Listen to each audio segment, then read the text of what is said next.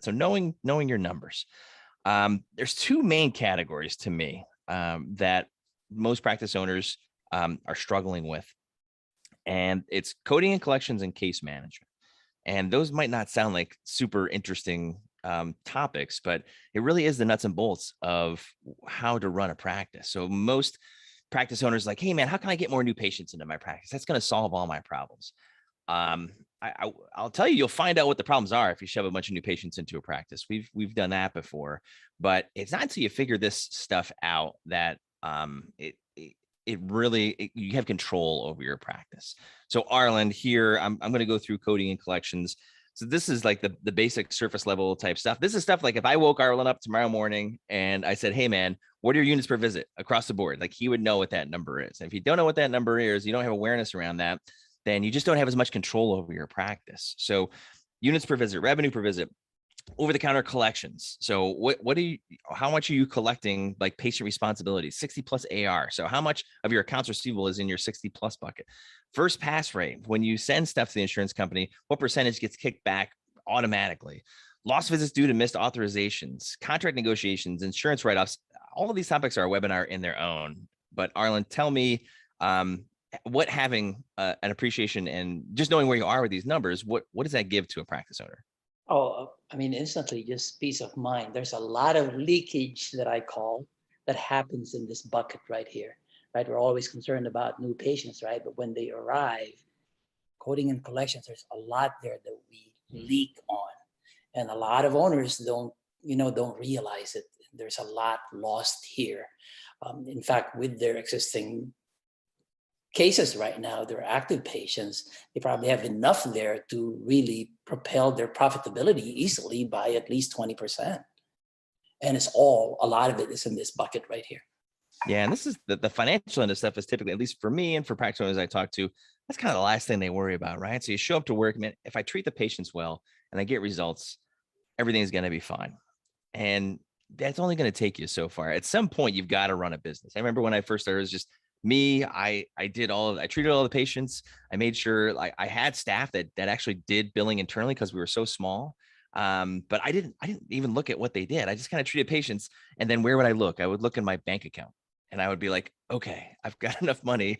You know, when it was just me on payroll, it's pretty easy. I was like, well, whatever's left over at the end of the month, that's kind of what I get, right? And then once it gets a little more complicated and now you're responsible for other people's salaries and they're going to be looking for you to make payroll, you have to change the way that you think about this stuff. And for the most part, especially smaller private practices, just like we did, we just never kind of looked at it. We just kind of measured by the bank account and just kind of hoped that the money came in so that we had money to kind of feed our family. And then on the other side, case management, this is more the physical therapy type stuff. This is the stuff that physical therapists should be really good at.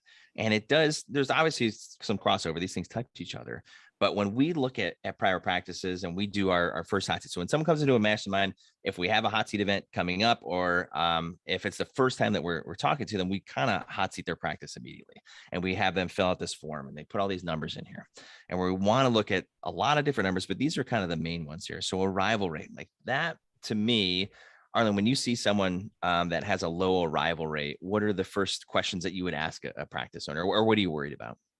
So typically arrival rate, a lot of owners think it's a front desk stat, but arrival rate is a stat of the whole team. And typically when you have a low arrival rate, are your patients not finding value in the treatments? So this is one of those things that we look at right away. How are we with now? The graduation rate is at the bottom here, right? How good are we graduating patients? Because typically, if you have a great graduation rate, I bet your arrival rate is pretty good too.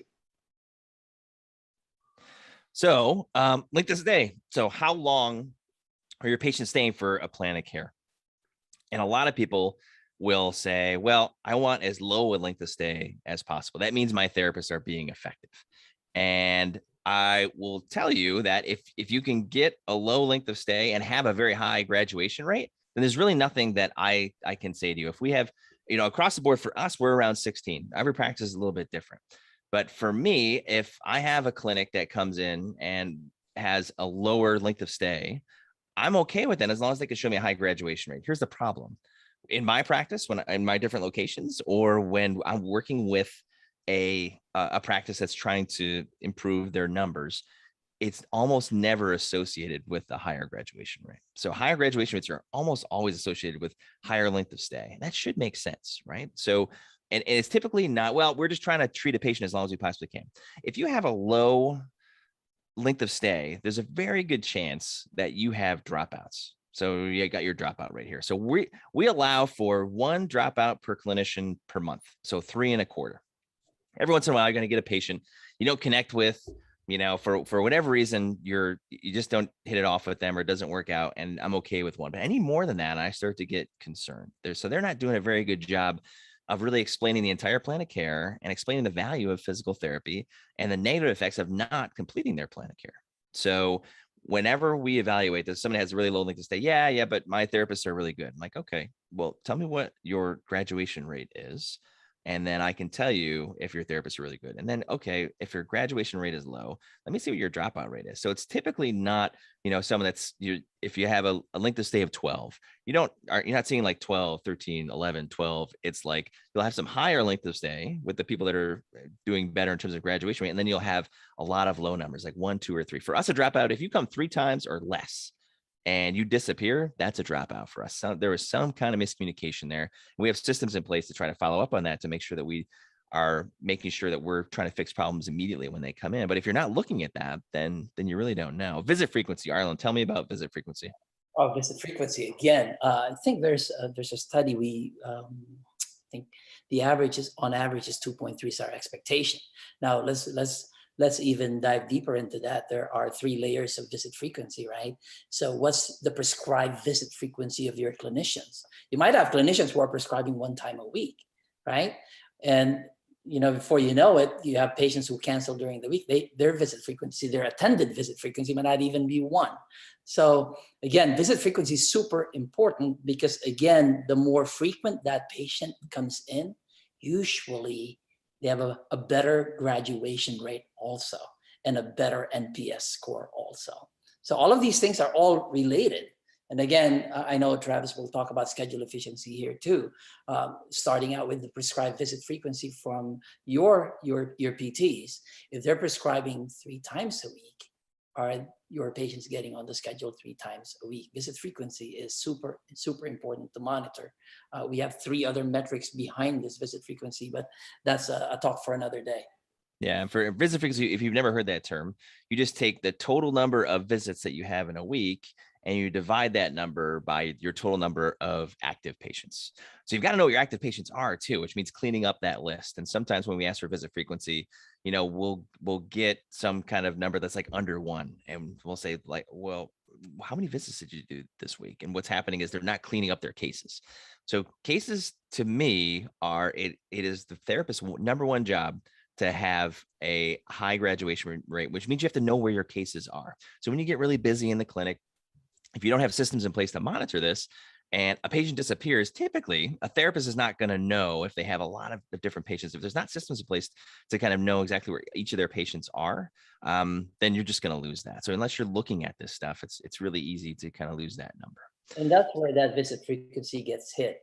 A lot of PTs, when you ask your PTs, how many times a week are you prescribing? Let's say you're not tracking that metric. And in your mind, you think your PTs are prescribing 2 to 3 times a week, right? Well, let's say they are. But then your visit frequency is at 1.2 or something like that. And yet your PTs are prescribing 2 to 3 times. Well, most likely, those patients are not on the schedule. If you're not monitoring your active cases, that's where you don't see all of these things. And no wonder your visit frequency is low. Right. So we talked about dropout rate. NPS score is just, we used to do this like 3-page survey we would give a patient when they were done with physical therapy. It was so annoying. They had to fill all this different stuff out. And it wasn't until I read a book that said there's only really one question you have to ask somebody that is inside your organization, no matter what the organization is. On a scale of 0 to 10, 0, absolutely not. 10, I'm going to tell everybody about you. How likely are you to tell a friend or family member, or recommend a friend or family member to come into our business, no matter what that business is? And we have now exclusively gone to that. So whenever we get someone that is below a 7, then we have to kind of take some kind of corrective action to that. So that's just, it's a way of, quality assurance that you can do. There's lots of different things you can do, but for us, we want to know what that NPS score is. And then schedule efficiency. Arlen, why don't you talk about what schedule, or how you monitor schedule efficiency in your practice and how you use it as a tool to make decisions? So we have an active patient tracker like all of the NLPT founders do. And we monitor if the PTs on a weekly basis, how many evals did they get and how many times a week did each of those evals get prescribed therapy for. And if each of those evals got prescribed 3 and we got 10 evals, that's 30, are all those 30 visits scheduled out. And now if I'm talking your entire active patients, let's say you have 100 active patients and all of them, let's just say for the purpose of this discussion, they're all prescribed 3 times a week. 100 times 3, that's 300. How many of those 300 visits are on the schedule this week? If it's 270, your schedule efficiency is 90%. But we'd like that obviously to be 100%. I mean, you'll not get to 100% because there are certain times when, some patients cannot come 3 days. They already are canceling in advance, but at least 95 is the target for schedule efficiency. And that's how you do it. You monitor your active patients, the total prescribed visits for all active patients, and how many of all those prescribed visits are on the schedule for the week. That's your schedule efficiency. Yeah. So that's just kind of an overview of how we use numbers in our practice. Now, all of these break down in further. So if you have multiple locations, you want to know what all these numbers are for all your locations. And there's other numbers that we didn't even go over, but then they break down even further. You want to know what this is by clinician, because you want to know what variance there is between clinicians. And once you have all that stuff figured out, then you can start to make decisions in your practice based on numbers instead of just based on a gut feel. So practices that don't know their numbers, they make decisions with their gut. That's what I used to do, right? I didn't monitor anything. I just said, I don't know. I think this guy's a good therapist. And I remember a time I had a PTA and I started him, and all of a sudden our numbers in our number one clinic just like plummeted. And I was like, wow. I watched the guy treat. I talked to some people that treat him, say, yeah, it's a nice guy. But I didn't know enough to kind of look into the numbers. And after I figured that out, I went back and I had the data and looked at it. And his length of stay for any patient that he ever saw was under 7. So any patient that touched his schedule was like gonna die. So I was just completely lost that patient. And then once we got rid of him, and really, I wasn't even be able to bring him the data.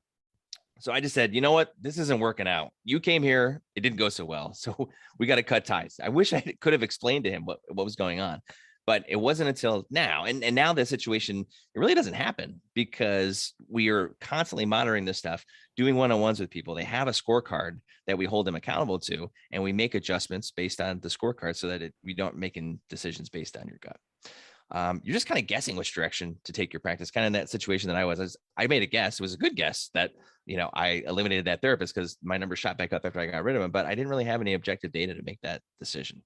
You have a difficult time evaluating physical therapist performance and quality, right? So a lot of people think physical therapy is, it's very subjective and it's relationship with the patient. All that stuff is important, but you can use objective numbers, which should be pretty straightforward for therapists, right? We have an objective section of the note where we have to kind of show numbers improvement. So, and therapists, as they go through PT school, how are they judged, right? They're judged based on a science degree, which has a lot of numbers in it, and they know where they are in their class ranking. So therapists want this, believe it or not. And if a therapist doesn't want to be held accountable, then they can go find a job somewhere else. But for the most part, especially millennials, if you guys are hiring a lot of millennials, which you are, because that's the biggest section of the workforce, then they want this feedback. They want to know how they're doing. So that helps out there. You can't hold your staff accountable. So if you have a staff that's underperforming or something's not working properly, you can't point to anything that shows why they are doing that. So it makes it really, really difficult. They don't know where to direct their effort, right? So if you say, hey, man, you've got to get better. Even if you have an entry level knowledge, like I remember probably one of the first metrics I ever looked at was arrival rate. I was like, hey guys, we need arrival rate to get better. So we should do that. I didn't have any tools to show them or even take a deeper dive into that data and try to find out why that was. So if you don't have these numbers that present to them, there's not even anything you can work on. It's so frustrating. There's people working really hard. You don't even know where to focus your effort. And a lot of times I didn't make any decisions. So I would see a problem and be like, I don't even have the information necessary to make a reasonable decision. So sometimes I just did nothing and just kind of hoped it got better. And then you lose your team's trust. So that's what happened. As the leader, I don't know if you guys have ever been in this situation, but when your clinic is not performing well and things are not going well, why would I trust the leader of an organization that's not doing that well? And if we don't have objective reasons and we can't bring this information to people to try to course correct, then you're just going to lose confidence in your staff.